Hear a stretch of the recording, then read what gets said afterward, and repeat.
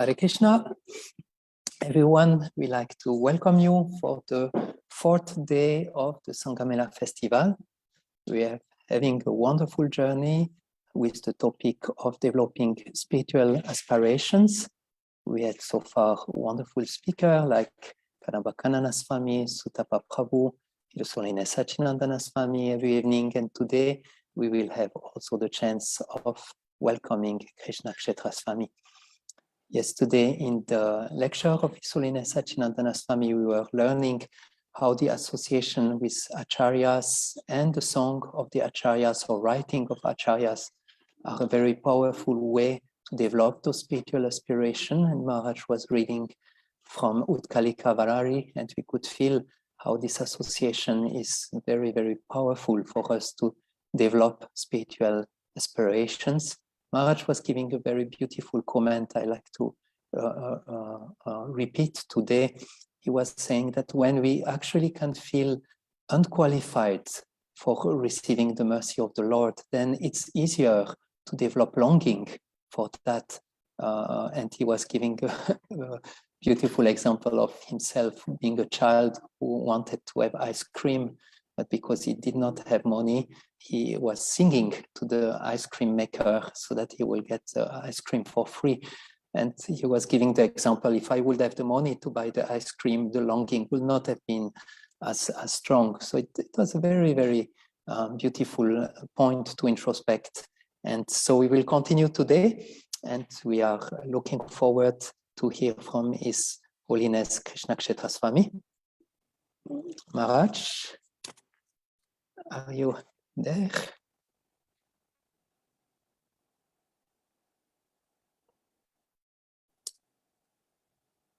So until Maharaj will appear on our screen, today is also the last day of 2021. So, of course, for Vaishnava, it's not the most important celebration day, but we can take chance of such a day actually to introspect more, to reflect more on our life, to celebrate what went good in this particular year. We will go more in the evening into the detail. Maharaj will also give us meditation at the end of his lecture this evening, and there will be a few surprises that will be shown this evening for us to make a new start in one way and trying to make new steps in our life. And yeah. So here is Hare Krishna Maharaj. Welcome. Hare Krishna, Gaura Hari Prabhu, and all the devotees. Excuse me for being a little distracted with the technology. Yeah, one thing is I'm getting messages on my screen that such and such wants to be admitted, but I guess I don't have to deal with that. Yeah, we can solve that. We will unco-host you. And another point I want to, a technical thing I want to say in the beginning is I'm hoping it's not going to happen that I suddenly get no electricity, but it has been known to happen here, especially when there's a storm. We had not a storm, but a mild rain, and you never know here. So in case I suddenly disappear, you'll understand that's what's happened. And there's no knowing when or if I can come back. So then we'll just have to, you'll have to continue in a different way. But we can hope for the best. And I'm first of all to say also I'm very grateful for this opportunity to participate in this Sanga Mela. in this relatively convenient way. I would, of course, much prefer to be in Goloka Dhama, in the shelter of Shri Shri Radha Madan Mohan, and with all of you together in one place, seeing each other, not through the medium of screens, but actual physical seeing of each other and so on. But alas, we make the best of a bad bargain. And this may be something I will speak on a little later. Another technical thing I want to say is, or ask, is whether it will be possible to share my screen, because I would like to do that shortly if it's possible. Yes, Maharaj, we will, for that we make you back co-host. So just before you want to do it, let us know, and then we will make the arrangements so that you can do it. Yes, okay. So, and the next thing is I want to beg for the blessings of all the Vaishnavas present, especially the senior Vaishnavas, that I may be able to say something intelligent and relevant to our subject, the theme, a very nice theme, of developing spiritual aspiration or aspirations. I hope to say something to that topic, starting with, of course, the Srimad-Bhagavatam. So we can say some prayers to begin. Om Ajnana-timirandasya Jnananjana-shalakaya Chakshurun militam yena Tasmai Shri Gurave Namah. Shri Chaitanya Manobishtam Stapitam Yena Bhutale Swayam Rupa Kadamahyam Tadati Svapadantikam. Vandeham Shri Guru Shri Yuttapadakamalam Shri Gurun Vaishnavangscha Shri Rupam Sagrajatam Sahagana Raghunatang Vidam Tang Sajivam Sadvaitam Savadutam Parijana Sahitam Krishna Chaitanya Devam Shri Radha Krishna Padan Sahagana Lalita Shri Vishakan Vitangscha Nama Om Vishnupadaya Krishna Prasthaya Bhutale Srimate Bhaktivedanta Swamin iti namine. Namaste Saraswate Deve Gauravani Pracharine Nirvishesha Shunyavadi Paschatya Deshatarine.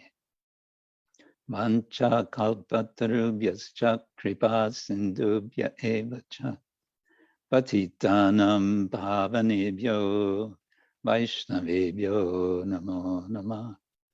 Hey Krishna Karuna Sindhu Dinabandho Jagatpate Gopesha Gopika Kanta Radha Kanta Namostute Tapta Kanchana Gaurangi Radhe Vrindavaneshwari Rishabhanu Sute Devi Pranamami Hari Priye Jayatam Surato Pangor Mama Manda Matirgati Matsarvasva Padambojo Radha Madanamohano. Jai Shri Krishna Chaitanya Prabhu Nityananda Shri Advaita Gadadhar Shivasadi Gaura Bhaktavinda. Hare Krishna, Krishna Krishna, Hare Hare, Hare Rama, Rama Rama, Hare Hare. Om Namo Bhagavate Vasudevaya. Om Namo Bhagavate Vasudevaya. Om Namo Bhagavate Vasudevaya. Narayanam Namaskritya Naram Chaiva Narottamam Deving Saraswating Vyasam Tato Jayamudiraye. Nashta Prayeshvabhadreshu Nityam Bhagavata Sevaya. Bhagavati uttama-śloke bhakti bhavati naishtiki.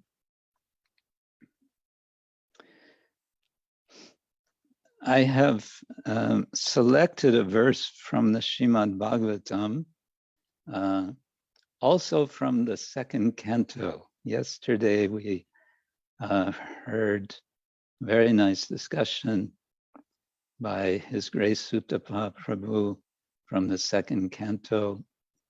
And he explained a very interesting point after giving us an amazing overview of the entire Bhagavatam, how the first canto, what is the theme of the first canto?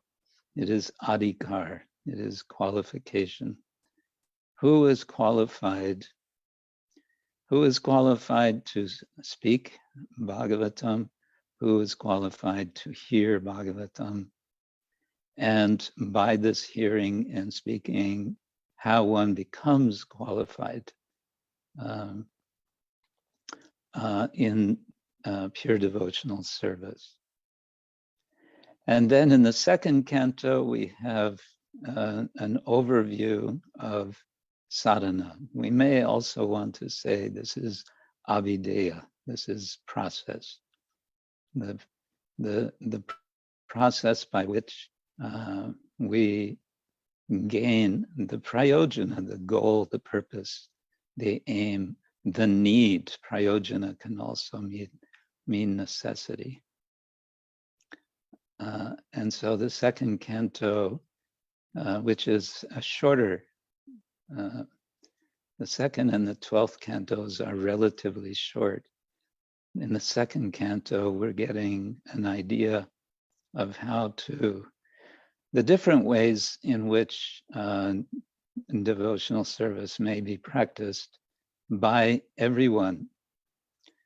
And so we heard yesterday, akama sarvakamo va mokshakama udaradi tivrena bhakti yogena yajeta puruṣam param. That tivra bhakti, sharp or intense bhakti, is available and desirable for everyone to practice, no matter what our condition, what our motivations, might be. So I have chosen another verse from the second canto, which comes very soon after the first, after the one that we heard yesterday. Maybe now we can share screen. Let's see if I can get this up and running.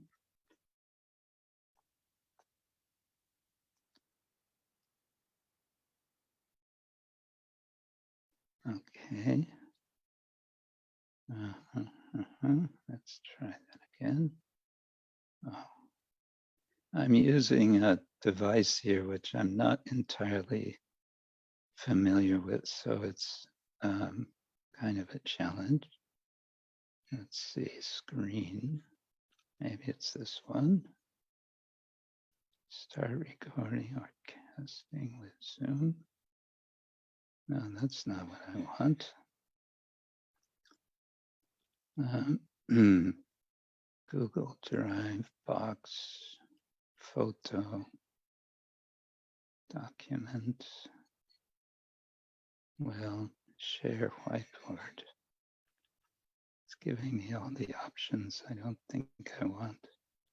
Maybe it's screen. Okay, let's try it. Okay. Yeah, it works. Okay, that works. Yeah. Whoops. Just threw me out of what I wanted. Let's try it again.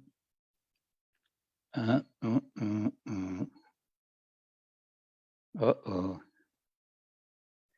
We may need an alternative. Let's try this. There we go. Can you see this? Yes, Maharaj, it's working. Okay, good. Thank you. So our verse is one that you may also be familiar with.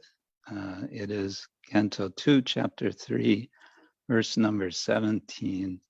And this is spoken by the sage Shaunaka Rishi, who is sort of the lead speaker among the sages of Naimisharanya.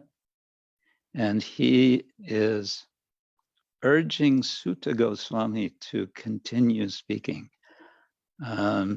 He wants to hear more of what it is that Shukadev Goswami has spoken with Parikshit Maharaj. And so there are several verses in which he's making this case that there must have been so much more that was spoken, because it seems like Sutta Goswami, after not even 3 chapters of the is stopping. It seems as if he's saying, okay, that's what Shukadev Goswami answered to Maharaj Parikshit's question. So that's all I have to say. And so Shaunaka Rishi is saying, no, please. I'm sure they said something. I'm sure there was more discussion. So please report that. And this is part of his statement. He says, āyur harati vai puṁsām, udyann astaṁ ca yann asau, tasyarte yat-kṣaṇo nīta, uttama-śloka-vārtayā. And I'll jump to the translation and the purport.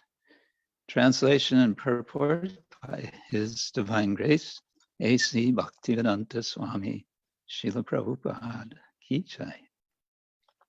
Translation: both by rising and by setting, the sun decreases the duration of life of everyone, except one who utilizes the time by discussing topics of the all-good personality of Godhead.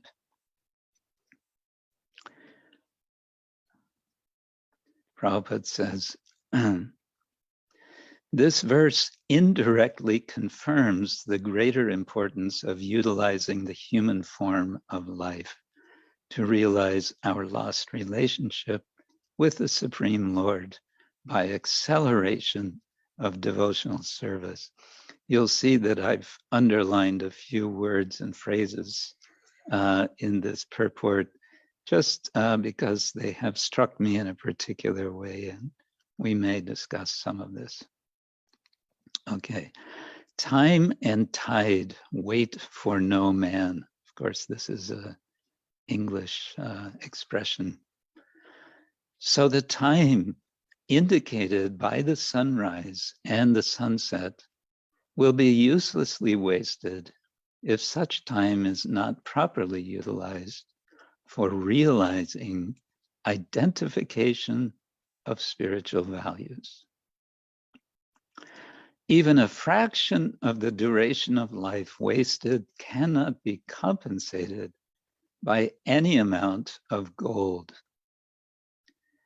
Human life is simply awarded to a living entity, jiva, so that he can realize his spiritual identity and his permanent source of happiness. So 2 things that can be realized: one's spiritual identity, and one's permanent source of happiness. A living being, especially the human being, is seeking happiness because happiness is the natural situation of the living entity. But he is vainly seeking happiness in the material atmosphere.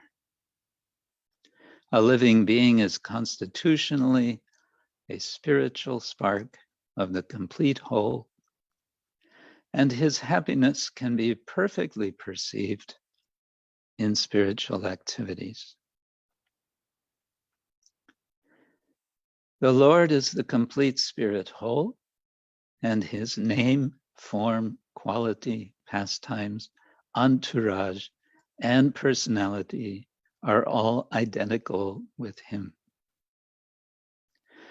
Once a person comes into contact with any one of the above mentioned energies, that is the name, form, quality, pastimes, entourage, and personality, energies of the Lord, through the proper channel of devotional service, the door to perfection is immediately opened. In the Bhagavad Gita, chapter 2, verse 40, the Lord has explained such contact in the following words. Quote, endeavors in devotional service are never baffled, nor is there failure.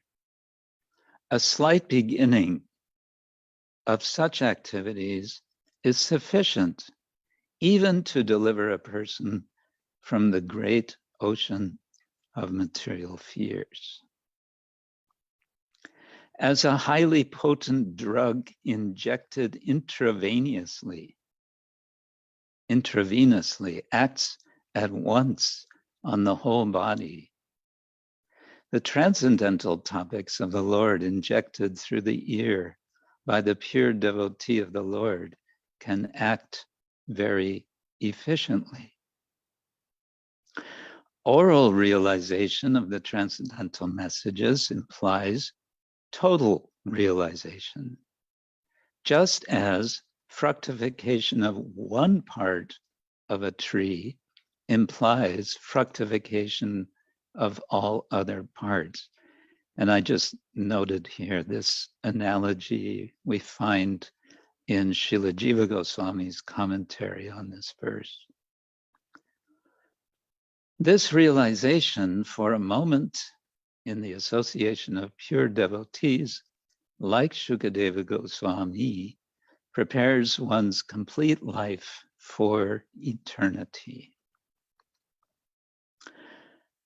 And thus the sun fails to rob the pure devotee of his duration of life, inasmuch as he is constantly busy in the devotional service of the Lord, purifying his existence. Death is a symptom of the material infection of the eternal living being. Only due to material infection is the eternal living entity subjected to the law of birth, death, old age, and disease.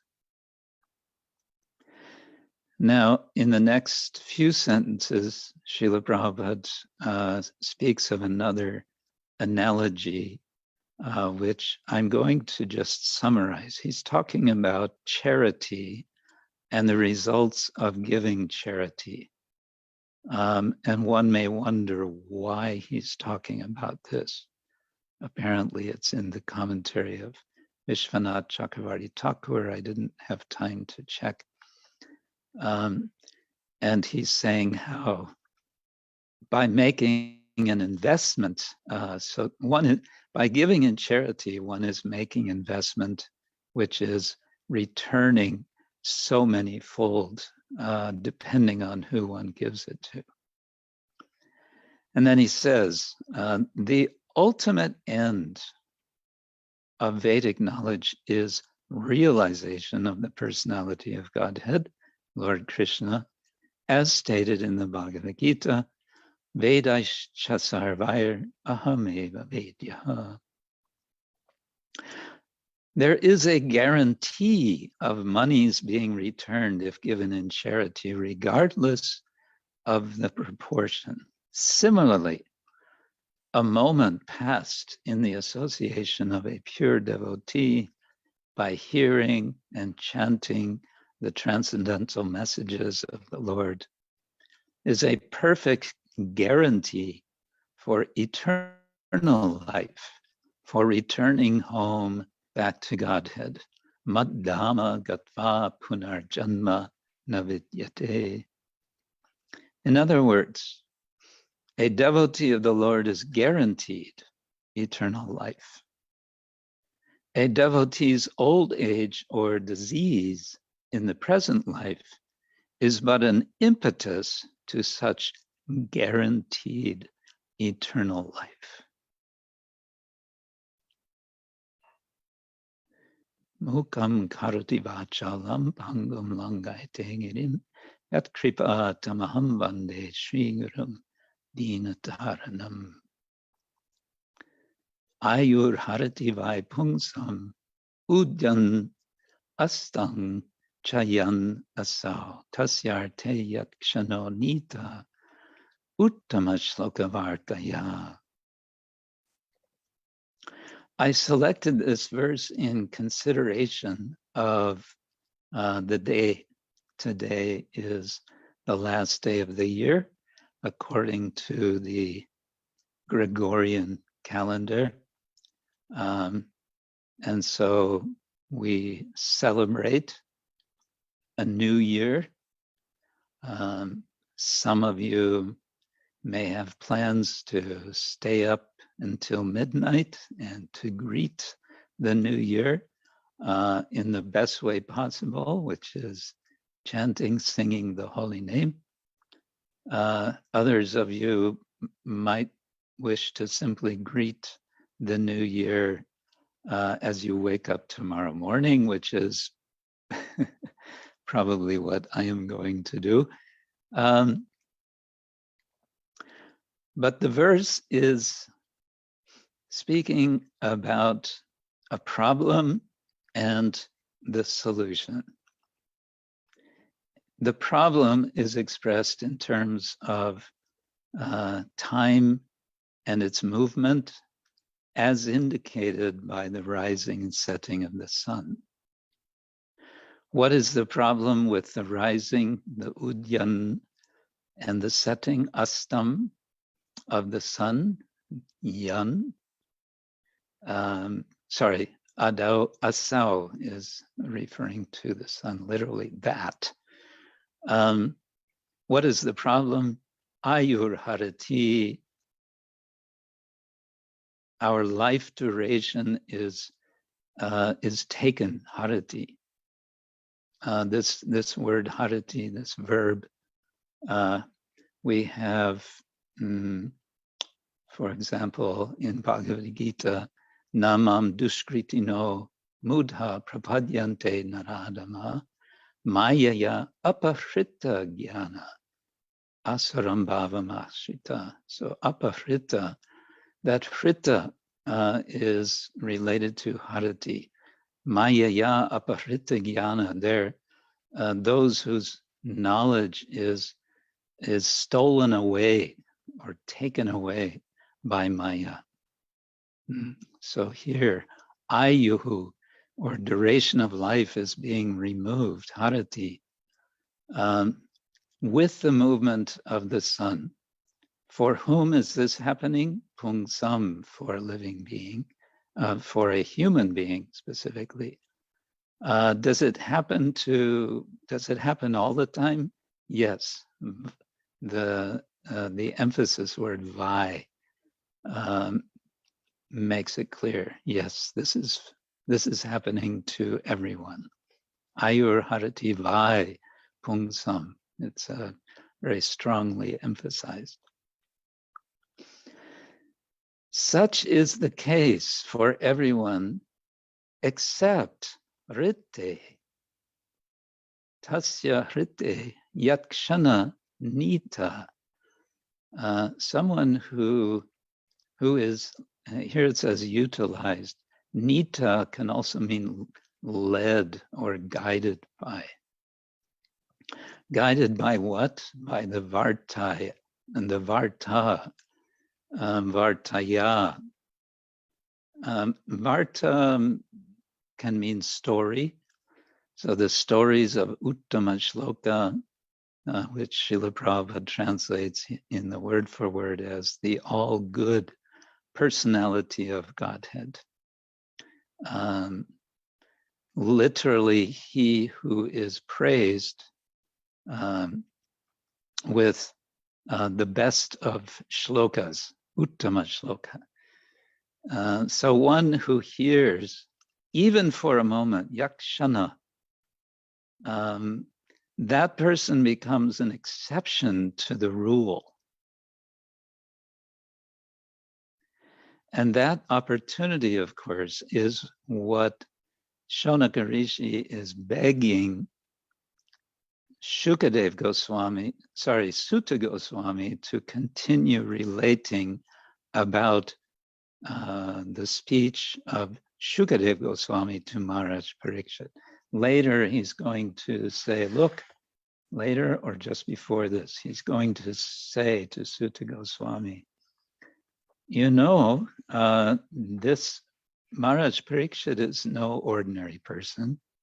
He's a great, powerful, not just king, but emperor. And not only that, he is a devotee. And not only that, he's been a devotee since he was a child, even before he was born, because he saw the Lord in the womb. And who is speaking to him, Srila Shukadev Goswami,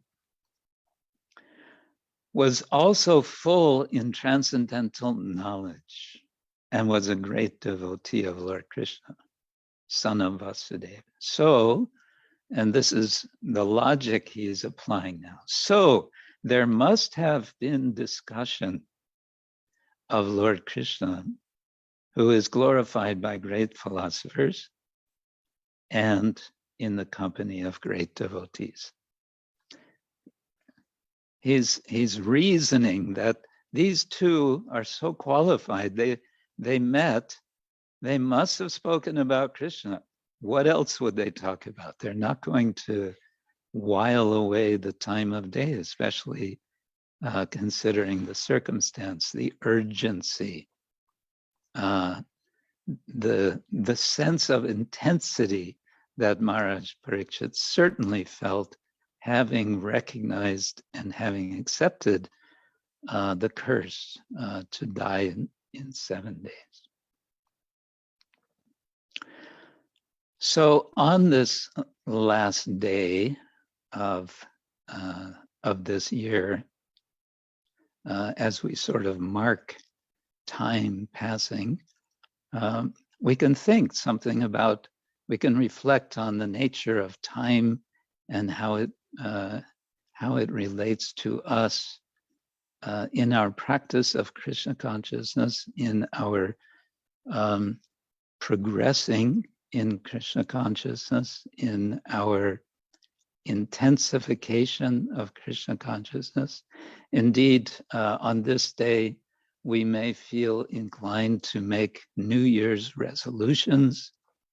And then, as we heard so nicely explained yesterday about intensification as intensity as intense devotion as opposed to casual devotion, certainly the direction we want to go in our resolve in the developing of our spiritual aspirations is toward greater intensity, tīvra bhakti.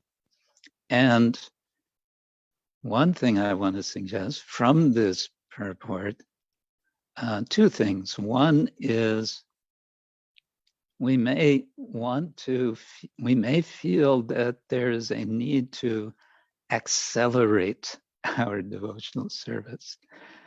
I have to say for myself, this is very much the feeling as I get older,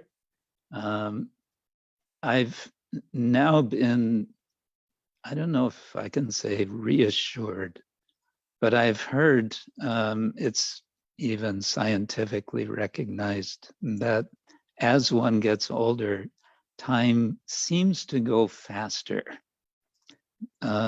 No sooner does the day begin, and I've sort of finished my morning sadhana and begin other activities.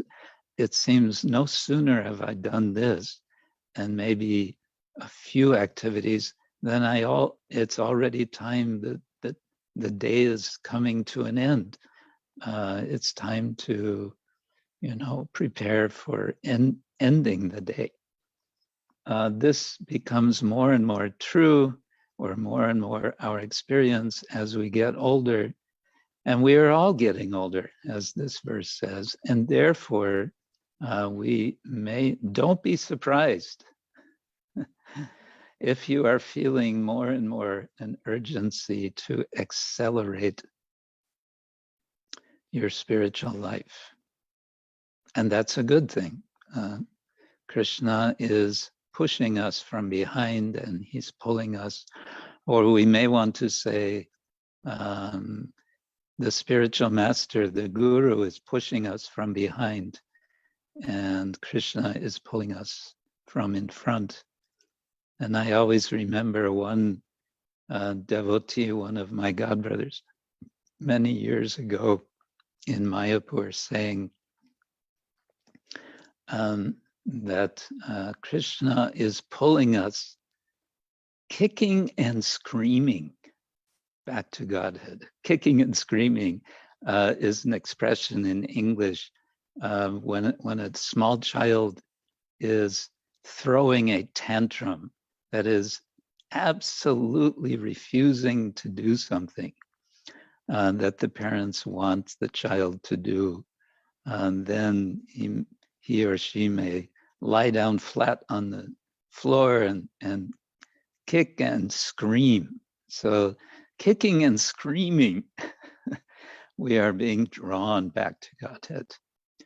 We don't want to be kicking and screaming. We want to be running toward the Lord, as the gopis do when they hear the flute of Krishna as he's playing in the night in the forest. We want to run toward Krishna.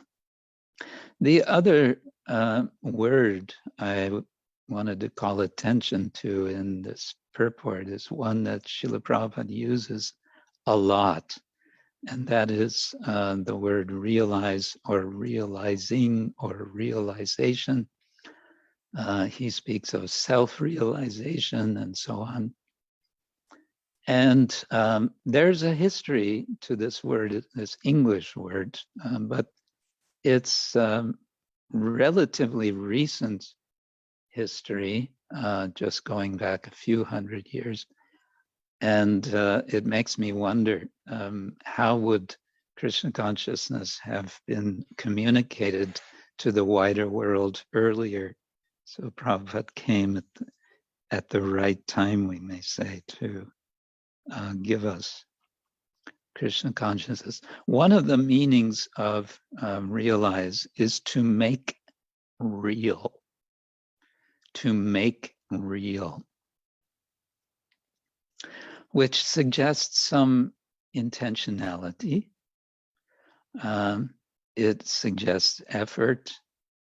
It may also suggest work, and many different connotations it may have.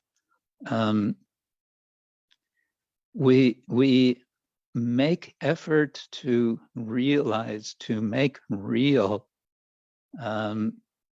the reality of the Lord. The Lord is the only real, we may say. Vilajjamanaya yasyastatum ikshapate muya vimohita vikatante mamaham iti durdiya. Maya, illusion, that which is not real, is embarrassed to stand before the Lord. But alas, we conditioned souls, mamaham iti durdiya, because of durdi, because of bad intelligence, we think mama and aham, we think, and we meditate, and we chant as our maha mantra. We chant I and mine, or mine and I. Ignoring this truth that Prabhupada says here in this sentence, a living being is constitutionally a spiritual spark of the complete whole, and his happiness can be perfectly perceived in spiritual activities. Perfectly perceived, not imperfectly, but perfectly.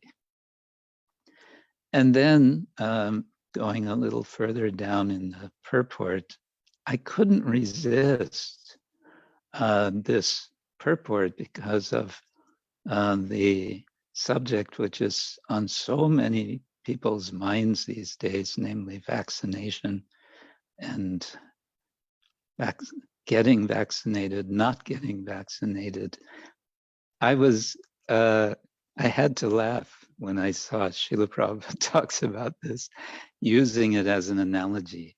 As a highly potent drug injected intravenously acts at once on the whole body, the transcendental topics of the Lord injected through the ear by the pure devotee of the Lord can act very efficiently. And then he gives this another analogy. Analogies, okay, let me repeat this second analogy. Oral realization of the transcendental messages implies total realization, again, the word realization, just as fructification of one part of a tree implies fructification of all other parts. So we may see the first analogy that Prabhupada gives as a kind of modernization, a modern version of the second one, which Srila Jiva Goswami gives. And incidentally, this is just, an indication, a reminder that Srila Prabhupada based his purports on the commentaries of the acharyas, especially Sridhar Swami, Srila Jiva Goswami, and Vishwanath Chakravarti Thakur, but also sometimes others. And now, because these analogies are helping us to appreciate something about the potential of hearing about Krishna, I want to say something first about analogy in general, and then I want to discuss what's called extended analogy, and then I want to venture into something of an experimental extended analogy, which you may or may not appreciate. I'm hoping that you'll appreciate naturally. The simple point to... Hare Krishna Maharaj. Yes? Sorry to interrupt you. As we see the text on our screen, we could also have the option to see you speak. If you make your camera on together with the text, we can also see you, and that will be also very, very nice. Let me see if I can do this with this. Well, what I can do is I have two machines running here, so maybe I can open this other one. Mm-hmm. It is not the one which is directly. Whoops, I'm sorry, it says unable to start video. Oh. Yeah, now it should be possible. Oh.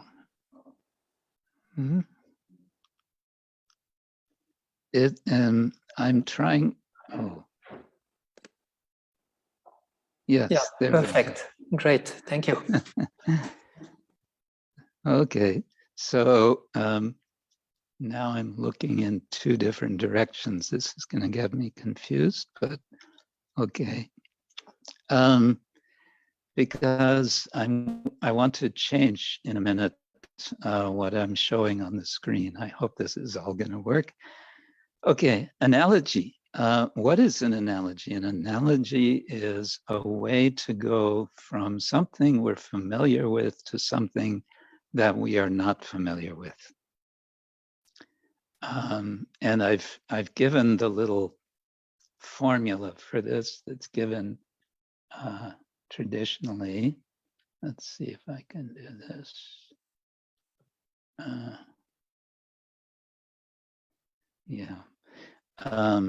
A is to be as X is to Y. Okay, that's a little abstract and I won't go into the details of that. But the point of this is simply that we make connections between what we're familiar with and what is concrete, usually something physical, and something that is abstract, something we are not familiar with. And this is called in Sanskrit Shaka-Chandra Nyaya. Shaka-Chandra Nyaya, this seeing the moon through the branches of a tree. The branches of the tree help us or help a small child to focus and see the moon between the branches. I bring this up because we find quite some use of analogies in our tradition to understand philosophy, theology, but we also find extended analogies. And one of the extended analogies that is very rich to help us appreciate our family of devotees is given by Srila Vishwanath, by Krishnadas Kaviraj Goswami in Chaitanya Charitamrita, where he gives us a picture of a family tree.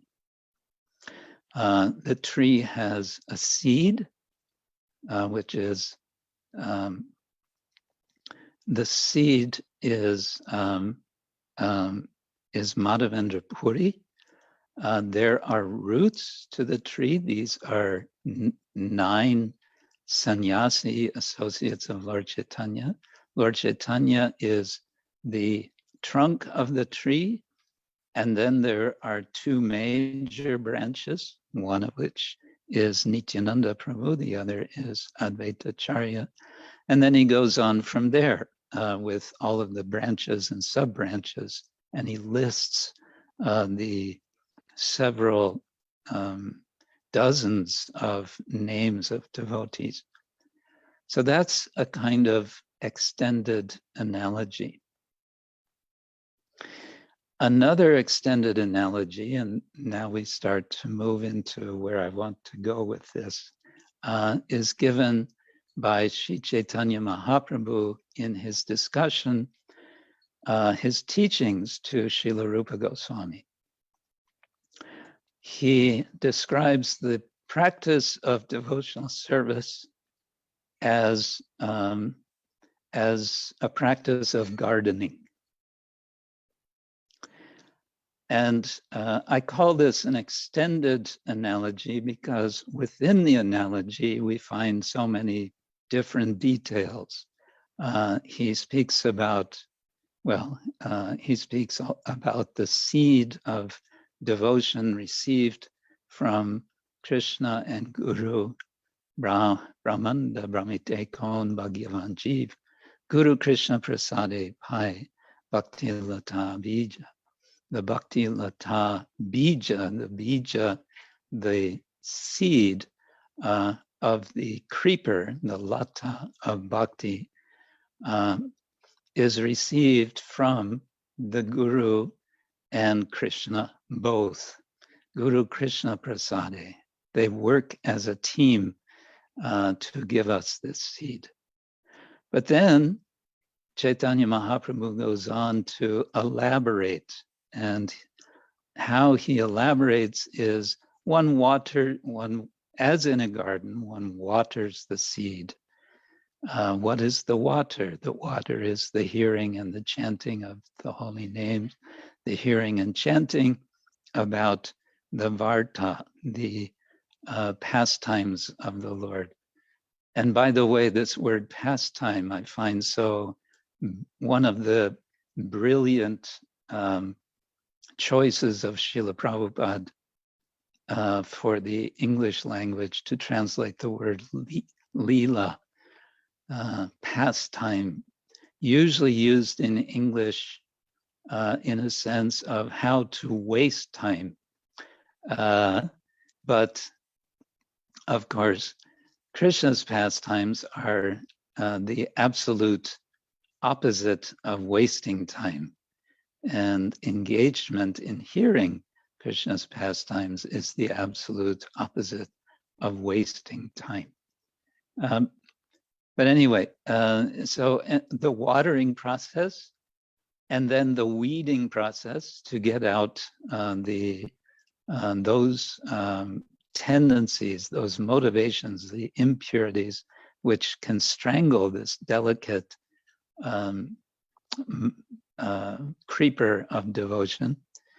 And then the fencing in to keep out the elephants, the mad elephants of offense. So we make a fence in order to avoid offense.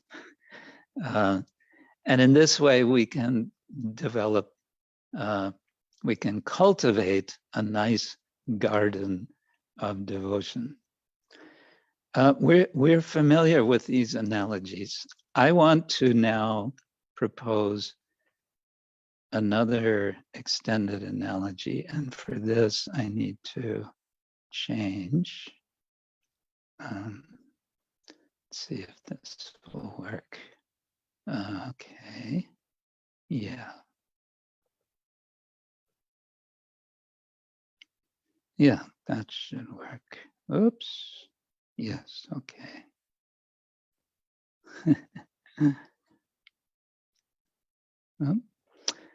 All right. I want to suggest an extended analogy for our process of developing spiritual aspirations, namely of cooking.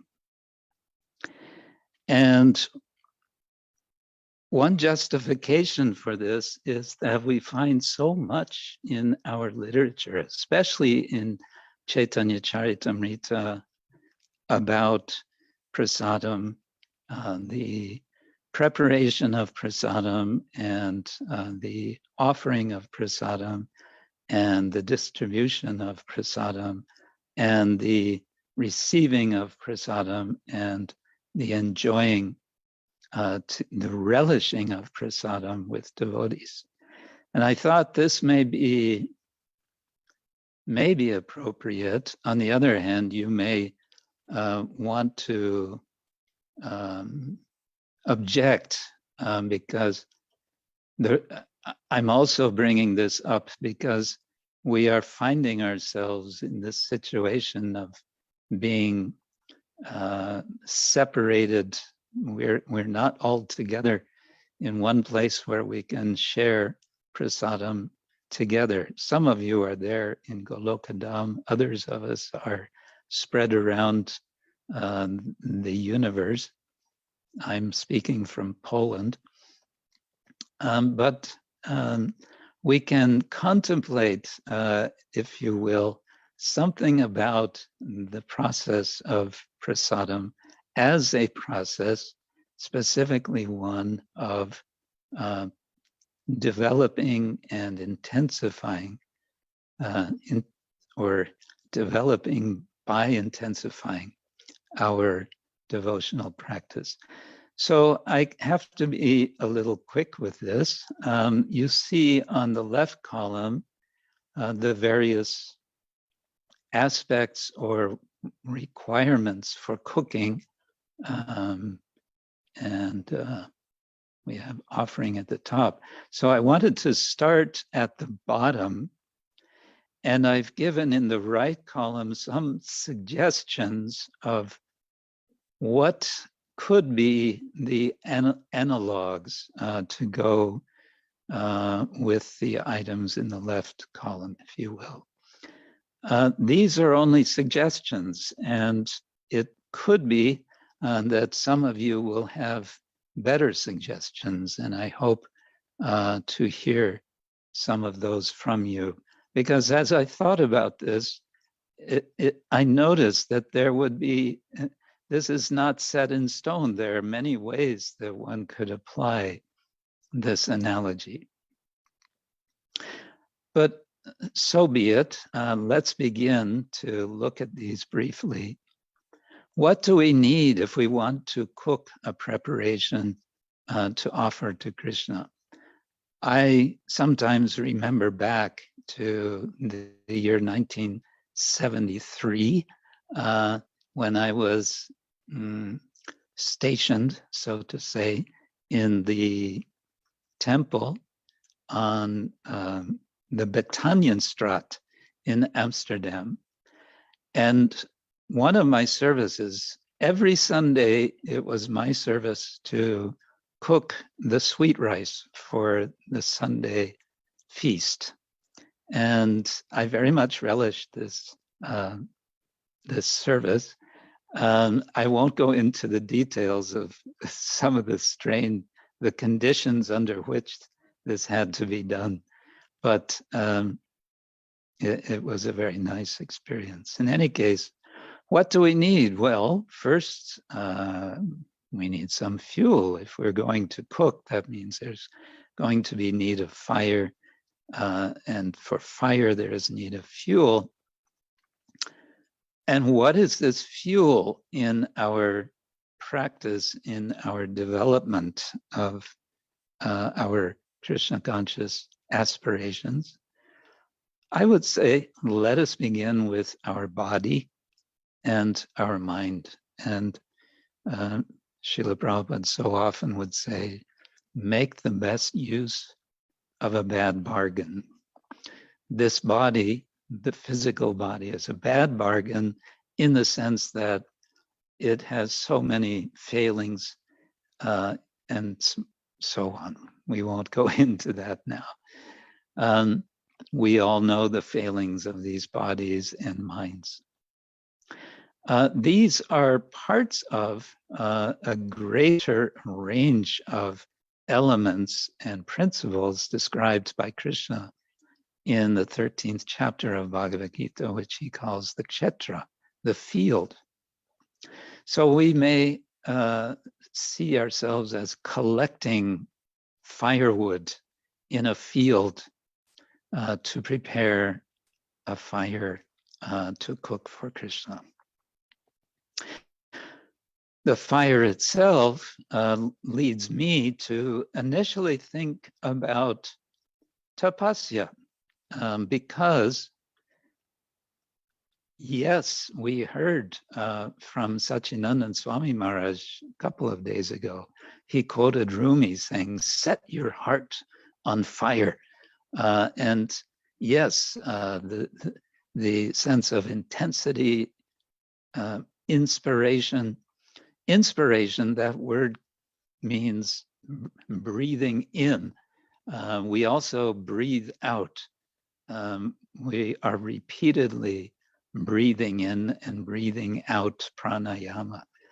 But from this breathing, we're also engaging in tapasya. The sort of primary meaning of tapa is heat. We generate heat by observing austerity. And of course, we have 4 sort of principal austerities, but there are, in relation to all those austerities, there are others which Krishna elaborates in the Gita. We might come back to that if time allows. All right, we have fuel, we have fire. And if we're going to cook something, probably we need some container, some sort of pot. Another, a particular kind of pot, which I believe also Satchidananda Swami mentioned, is the pressure cooker. And this may be the sort of pot we want to meditate on in our process of developing our practice.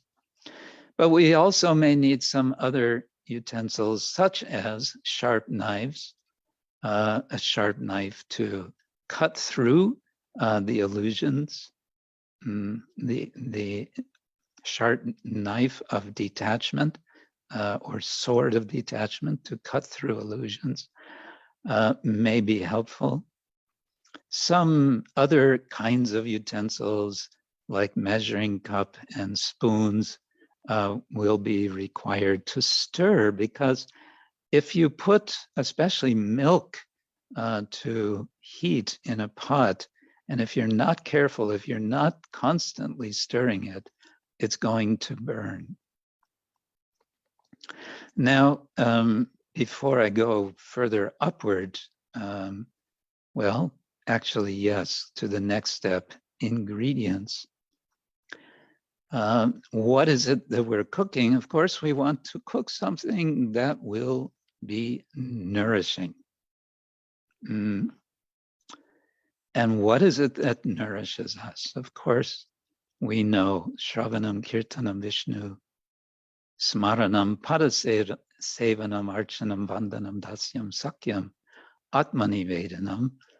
And the emphasis is always on the first two of these activities, Shravanam and Kirtanam, by which or through which all the other, shall we say, ingredients of devotional activity, by which we make real the practice, make real Krishna consciousness, become available.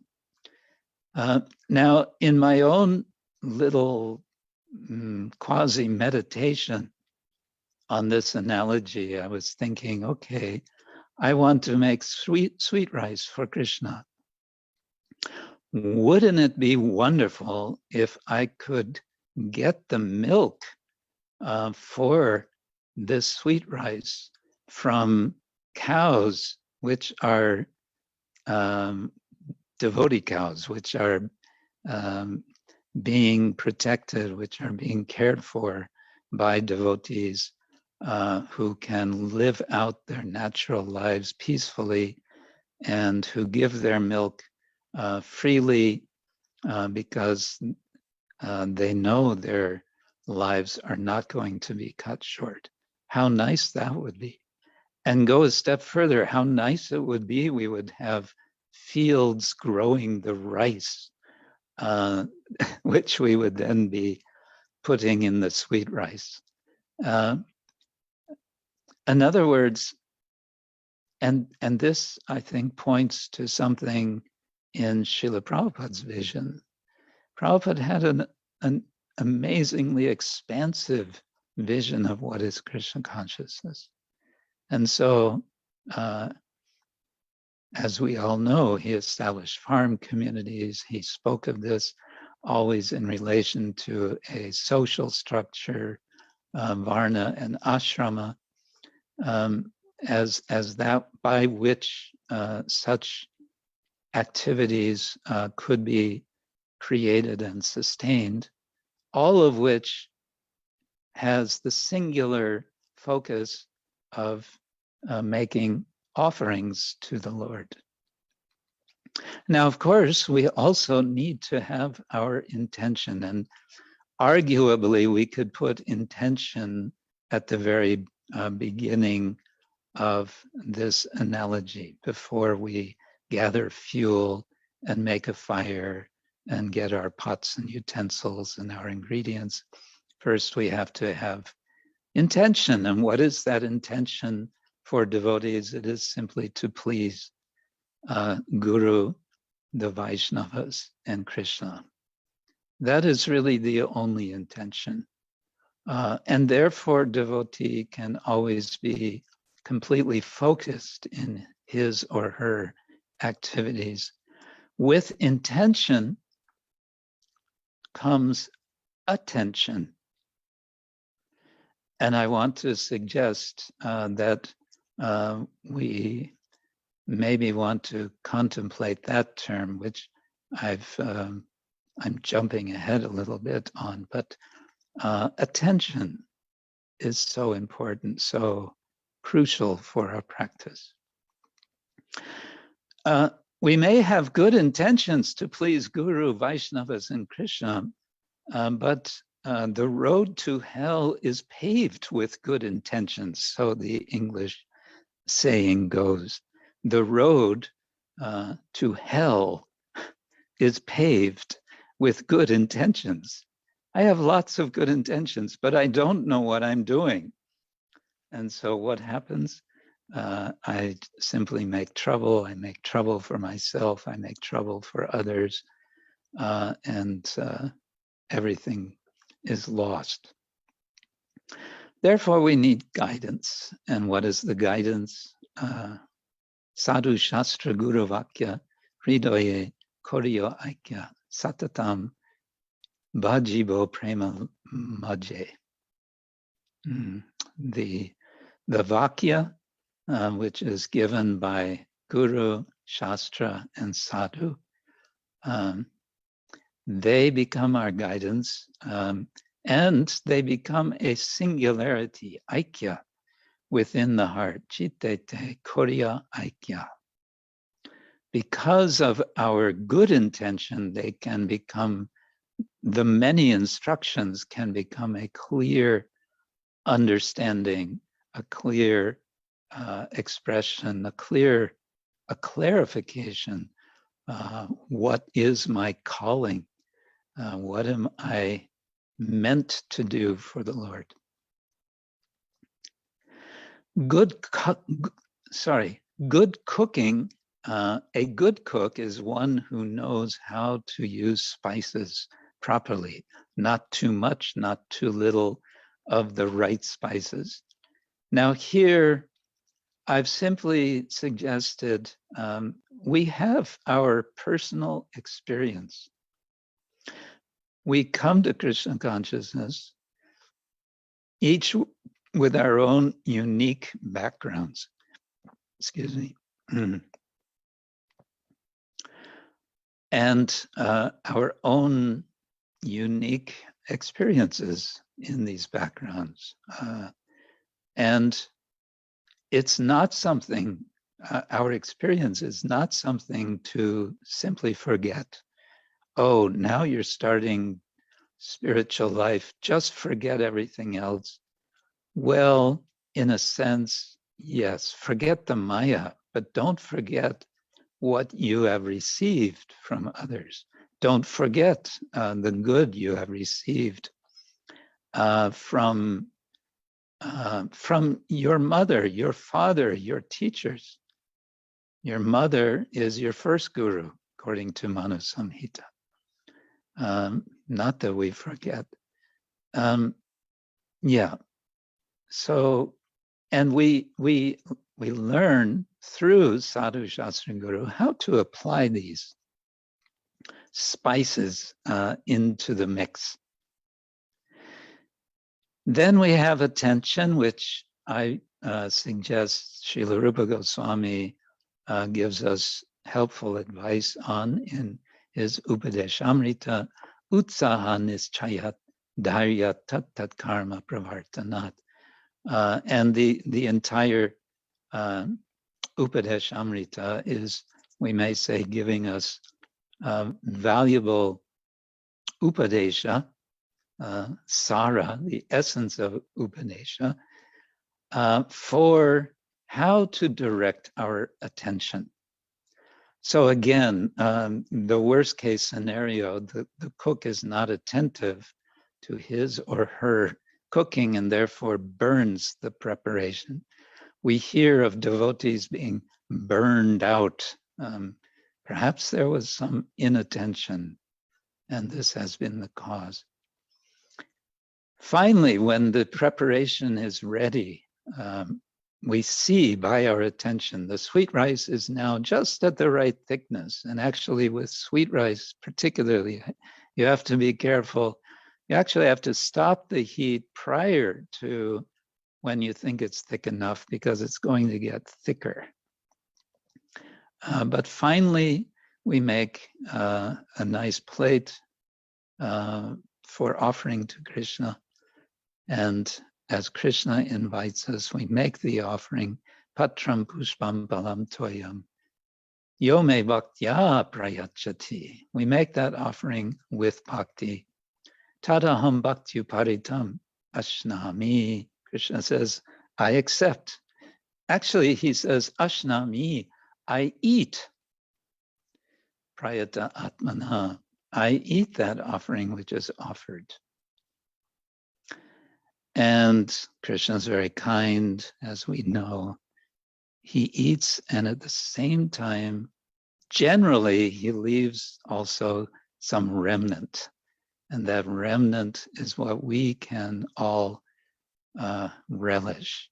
And how do we relish? We relish in association with devotees.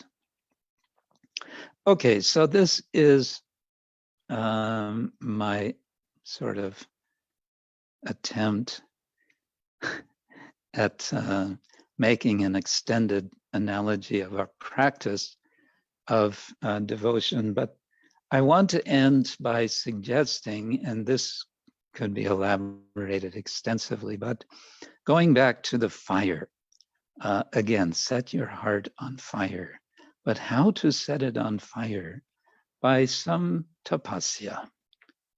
Now, tapasya is something we generally don't like to hear about, but Krishna advises us in the Bhagavad Gita in a very nice way in chapter 17. And I would suggest to all of you who are listening, watching, this can be some, perhaps, I don't like to use the word homework. In English, this has also a very negative connotation for school children. Homework, no. But something you can do on your own time, perhaps tomorrow. Well, maybe it's better today because you might forget tomorrow. Go to Bhagavad Gita, Srila Prabhupada's Bhagavad Gita as it is. Turn to chapter 17 and to verse number 14, 15, and 16. And there you will find a list of activities according to body, speech, and mind.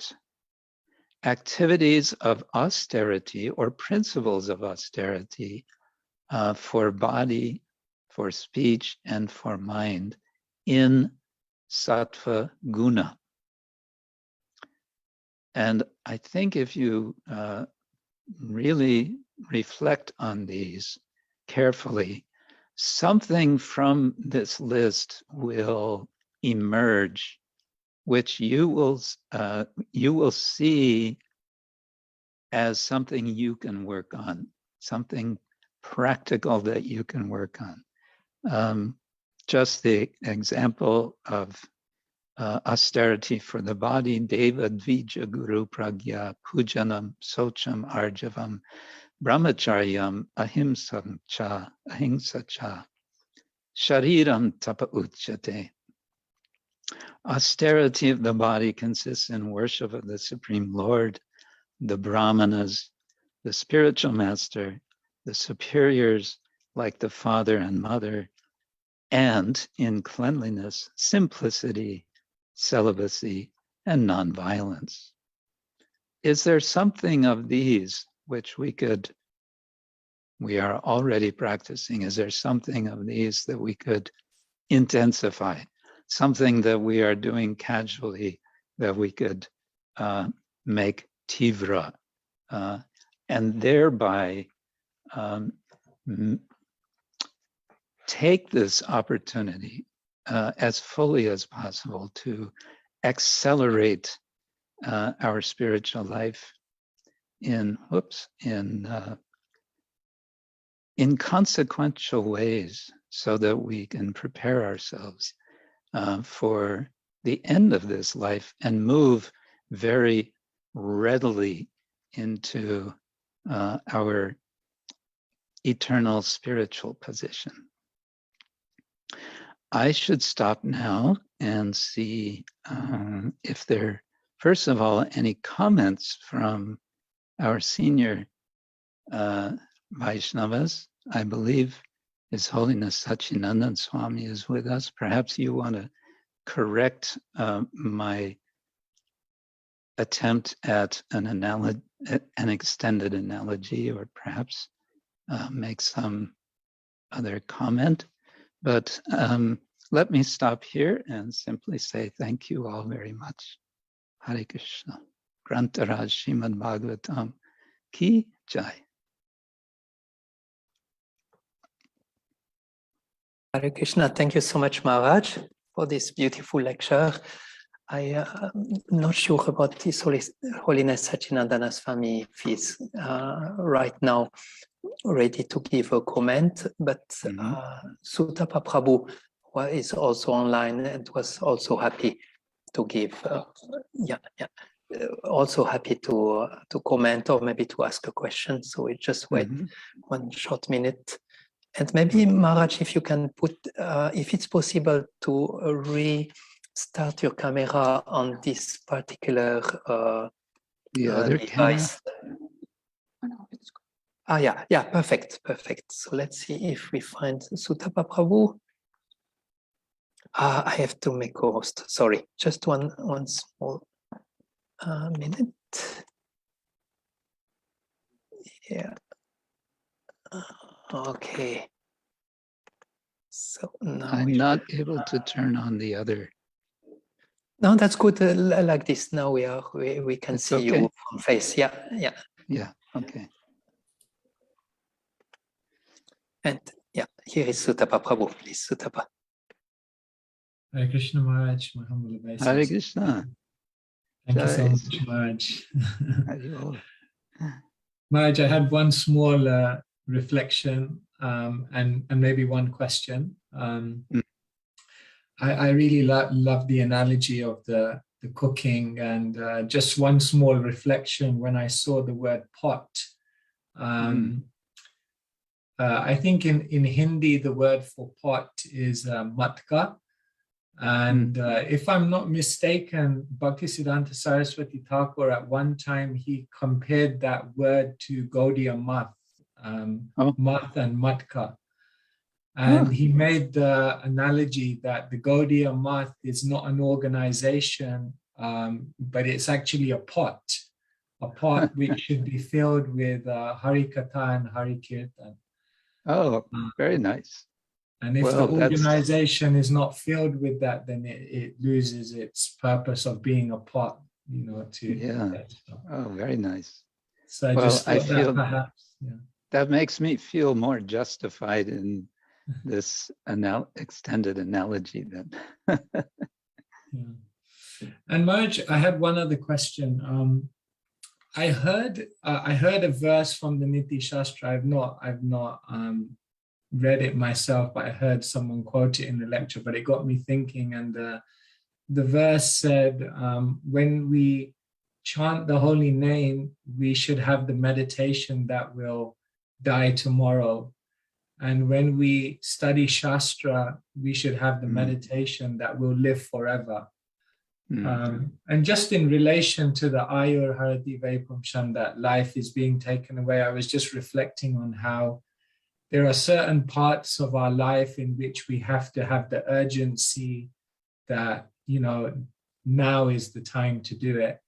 And there are other parts of our life in which we can't live like that. We have to live with a long-term vision.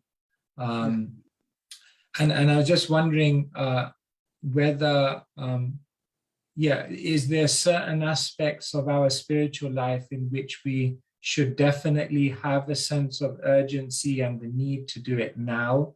And are there other parts which naturally require a longer term vision? And how do we balance those two aspects to be kind of urgent but sustainable and practical? Yeah, thank you. Very nice question. As I heard that Subhashita from Niti Shastra years ago, or I read, it was in Hitopadesh, I believe, and it was more general. It was simply saying you should study or learn as if you will live forever, and you should practice your religious practices as if you will die tomorrow. But the same point is there. Yes, about urgency and long-term, I like to give another analogy, which is two different kinds of runners, that is, persons who run races or different types of races. There's the short sprint, the 100-meter dash, and there's the several kilometers run, and of course the runners run these at different paces.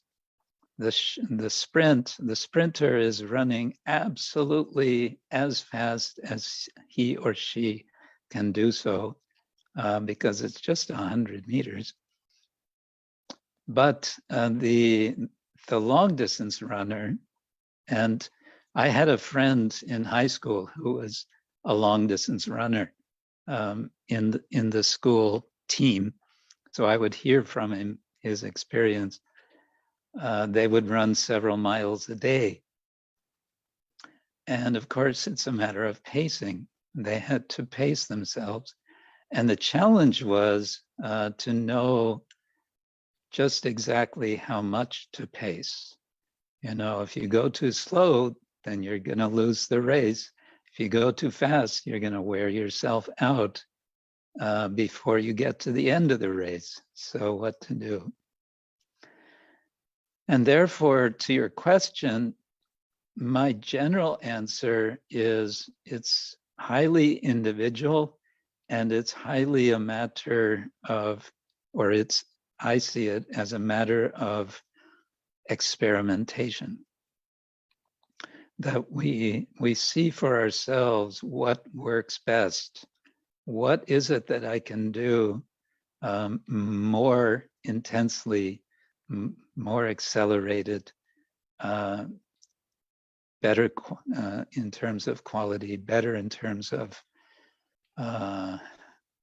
reflectivity, looking within, better in terms also of relating with others.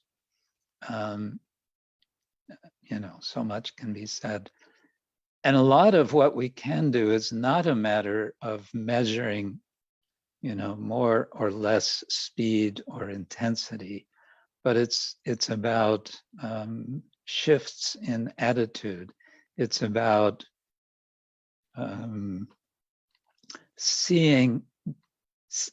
cultivating different ways of seeing, of ultimately seeing ourselves, how small we are, and seeing how Krishna is the actual controller, but also seeing how we have agency. Krishna gives us agency to act on his behalf. Yeah, so I would say it's really a matter of, with many things, it's a matter of experimentation. One example might be with austerity of practicing Ekadashi. Several years ago, in 1988, I was in Vrindavan. Satyananda Swami was also there, and the late Tamal Krishna Goswami was also there. And Tamal Krishna Goswami decided he's going to do the full vrata that's described in Hari Bhakti-vilasa of, one meal a day before, fasting, nirjal the entire Ekadashi day, staying up all night, doing kirtan and bhajan and discussion. Next day, the whole thing. And he invited devotees to join him. It was a whole event. So I joined also, and I survived. But it took me, I think, 2 or 3 days to recover, more like 3 days. And I thought, well, that was really nice, but it took me 3 days to recover. So maybe that's not the best program for me. Okay, one can say more on that particular topic, but I think that gets the point. Thank you. Thank you. Thank you, Sutapa Prabhu, for this beautiful reflection. And here, this time, we can host Sachinandana Swami. Maharaj is there.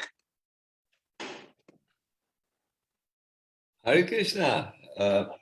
Thank you very, very much for this very educative lecture. And I especially appreciated how you were using or talked of the Bhagavad Gita and the concept of tapasya as, purifying the heart by the heat. And of course, other nice points also. I have a question to ask, which is quite on my mind. I was struck a few weeks ago when I participated in an online japa retreat by Mahatma Prabhu. And he said in japa it's very important to unplug your mind from this world and plug it into the world of Krishna. So as I was thinking about what that could mean, this verse came to my attention, which you quoted this morning also. This Vilajamanaya Yasya, the illusory energy of the Lord cannot take precedence, being ashamed of her position. But those who are bewildered by her always talk nonsense, being absorbed in the thoughts of it is I and it is mine. My question is, it is clear to me we have to plug out from this false identity, I and mine. And he said so nicely, plug into the world of Krishna. Do you have any advice, any thoughts, any inspirations? Because it's not so easy to plug out our whole brain activities, neuro activities. Yes, I know there's neuroplasticity. You can change your wiring and so on. Yeah. But I think we all know habits which are based on a certain understanding of I and mine. It's very difficult. Anything on this plugging out, any idea of plugging out and plugging in? Okay. Thank you, Maharaj. Interesting topic. Well, what comes to mind briefly is two things. If we take Mahatma Prabhu's analogy of unplugging and replugging, taking modern, semi-modern technology as for our analogy.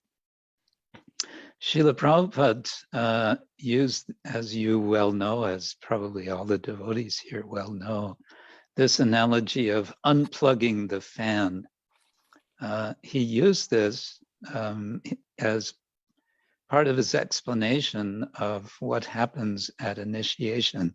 And it seems he used in his very first initiation that he gave in New York to a small group of devotees who probably didn't have an entirely clear idea what they were committing themselves to. But Prabhupada was very gently and firmly bringing them to that commitment. The unplugging of the fan of karma, it will continue rotating and eventually it will stop if one keeps it unplugged. Now here, what is the unplug analogy, keeping unplugged? I think we have to turn to the positive, the plugging in side of engaging in devotional activities and not re-engaging in activities of I and mine. And the second thought that comes to mind, which perhaps addresses the natural doubt which immediately comes, how is it possible to just stop the activities of identification of I and mine? And what I find helpful, and as I speak, I'm also preaching to myself, is the ability that we all have to challenge ourselves with questions. Challenge meaning simply to ask a question. Take the example of thinking, this is mine, this is my computer. I simply ask myself, perhaps representing in a sense the guru, but also questioning, this is my small realization, is a very strong representation of buddhi, of the intelligence. It's what opens up the mind. It forces the mind open with a question. Oh, is this your computer? Is it?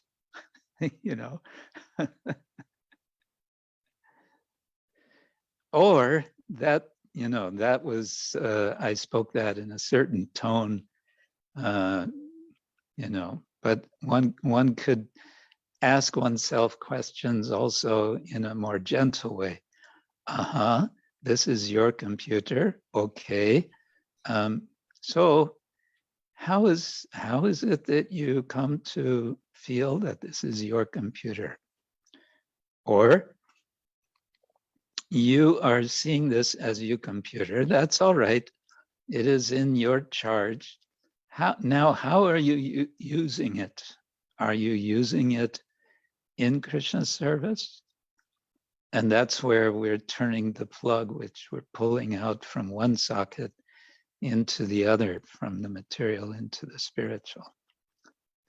And this is something which I find can be very powerful, asking oneself the question, which challenges whatever material formulation one is, churning the mind about. A general question can be there, namely, is it necessary for you to think about this now? And notice that this question can be answered yes or no. And the questioner, the intelligence, is not judging the answer, because your answer to the question is now the right time for you to be thinking about this. Your answer might be, actually, yes, it is. I need to think about this now because I have to make some arrangement today. And if I don't think about it now, something may go an unfortunate way. That's okay. But the question allows the mind to see a different option. And this is the whole challenge for our mind. The mind tends to be closed up in its small sphere of senses and sense objects, right? Indriyani paranyahur indriyebhya parang mana. Manasastu parang buddhe yo buddhe paratastu sa. And there's a hierarchy starting with sense objects. Above sense objects is the senses. Above the senses is the mind. Above the mind is the intelligence. Above the intelligence is the soul. But the mind tends to always be attentive to what's below it, the senses, the sense objects. And so its perception of time is also in relation to the senses, the sense objects. So the questioning, the cultivating a habit of questioning the mind, and it can be very gentle questions, comes from the buddhi, from the intelligence, which then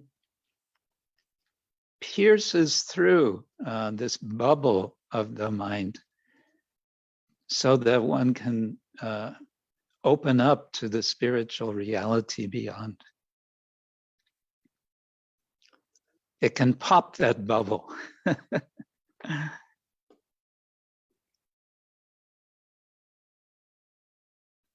I hope that made some sense. Yes, very, very nice, very practical, very good for the necessary introspection that guides us really on our spiritual path. Thank you. It's a very, very, yes, I understood very clearly what you said. It's very useful. Thank you. Hare Krishna. Thank you.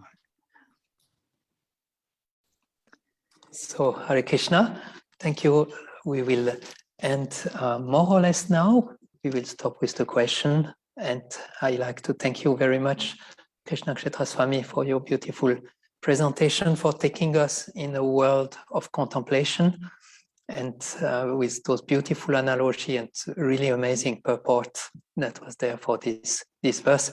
Thank you for being with us. And now we will end this morning lecture with a darshan of Shishila Dhammadan Mohan. And we like to invite you for the evening session today, starting at 6 o'clock. We will have a few extra presentations. We will have a meditation by His Holiness Sachinandana Swami after his lecture about making a powerful step into the new year. And yeah, we wish you a beautiful day and see you this evening again. Hare Krishna. So again, if I may just say, again, Sure. thank you, Gaura Hari Prabhu, for this opportunity.